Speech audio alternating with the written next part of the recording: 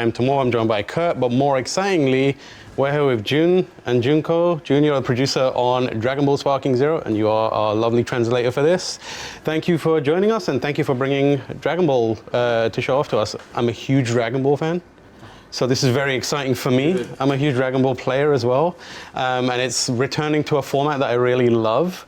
So can you tell us a little bit about going back to this kind of like 3D fighting game approach? What was the kind of thinking with that? Yeah, so this is part of the Budokai Tenkaichi series, and in the past, we actually wanted to honor that 3D battling that was already part of the series. So that's why we're in 3D battle.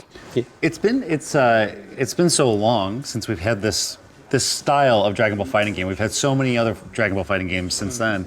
Why now? Like, why is this moment to kind of bring this back and like attempt this gameplay? And are you staying close to it, to the original format, or how are you changing up now?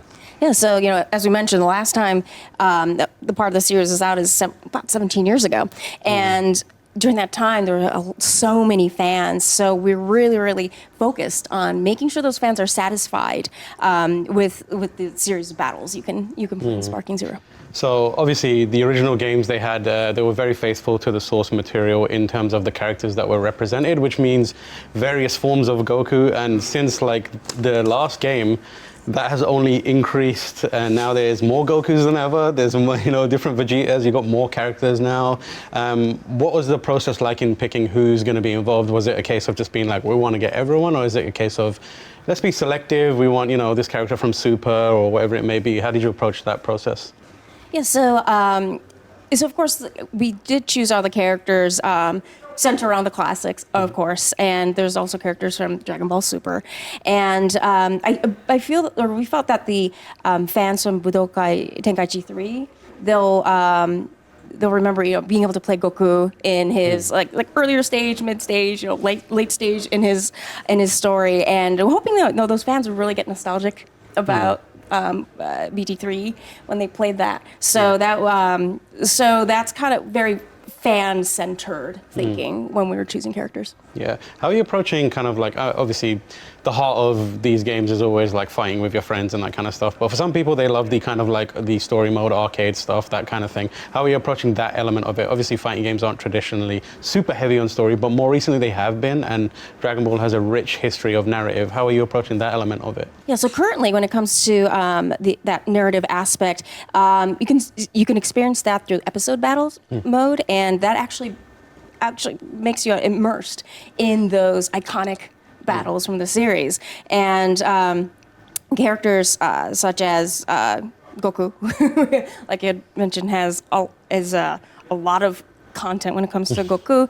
Even with that, within the episode battle, you go from like Reddit's appearing all the way to Dragon Ball Super narrative. Right. So I think it was, you mentioned, Junko, it's been 17 years since the original series, and obviously those were PS2. I think there was one on the Wii, and we've had so many console generations since. And like being able to right now we're seeing on the screen like a full city battle, and I kind of want to know were there very specific episodes I'm sure you're taking inspiration from, but how are you using like new technology, a new way to try and show the scope and power of a fight in Dragon Ball that maybe like the 2D games don't do quite as well, or do in their own way?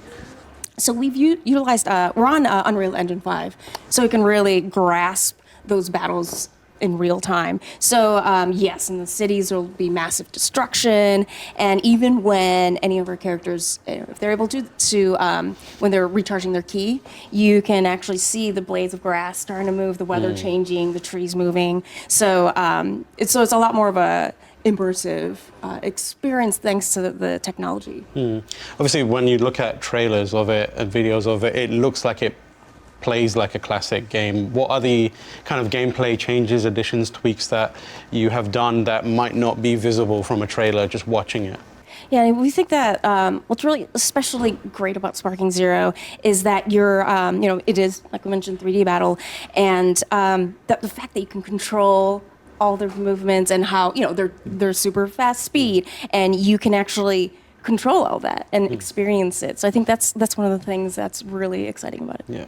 As a huge fan, obviously the voices of these characters are very, very important. What's kind of been the system and approach in bringing those voices back?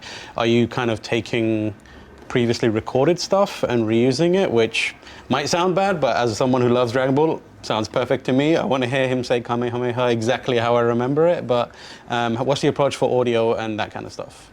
Yeah, actually, that's an area that is a bit out of scope for Oh, okay, that's right fine. now, It's so a little bit of talk secret. about I'm too much. excited to see it. Yeah. In terms of the multiplayer stuff, we have the classic battles. What are the other kind of formats that are going to be available in terms of the combat stuff beyond just the one-on-one fight? Usually, you have a little extra flavor in there as well. Yeah, so at the core of it is player versus player, but then you can also create teams, a maximum of 5 Oh, nice. players, and battle out that way. Yeah, that sounds like you can recreate classic moments, I guess. Yeah. Can you talk a little bit about the online component? Because obviously the previous game in the series or spiritual successors, predecessors, didn't have much of an online component. Can you talk a little bit about how online is implemented? Is it going to be available, or how are you working with that? Yeah, so there is playing with friends, and then there'll be ranked matches as well. Oh, fantastic! That sounds cool. I'm super excited about the idea. I'm so fixated on like the destruction aspect of it, and like being able to see like the scope of these fights, because it's such an iconic thing when you get to watch it in an anime. But playing it is a different story. And I was curious if there was like a specific character or thing, or even a combination of characters that you love to watch like destroy cities or punch through mountains, and like what's that like to be able to like fulfill that fantasy? Yeah, so I would, as examples, I would say Broly. His explosive move actually explodes, around him. So that's very destructive. But Goku, Goku's ultimate blast, when he's any of the Kamehamehas. I think the graphics that we're offering now with Sparking Zero is just. It just will feel so much better to really feel that all that power. On the flip side, how do you approach characters that don't have that much destructive power and continue to make them fun and interesting? Everyone loves to make fun of him, but some people still love Yamcha, but he doesn't quite have the destructive power of other characters. So how do you approach kind of ensuring that if you decided you want to play Yamcha, it's still fun and there's a lot to see and feel with him? Yeah, so even Yamcha, he still can do Kamehameha. A little bit. So he still has, he can still do that. But a lot of close combat.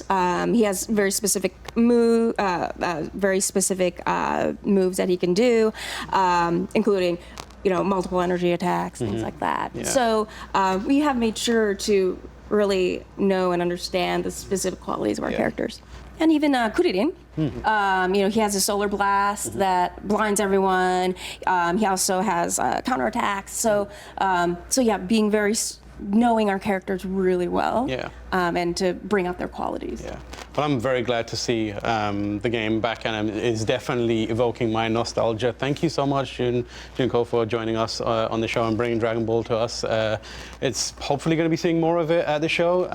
But yeah, thank you for everyone for watching.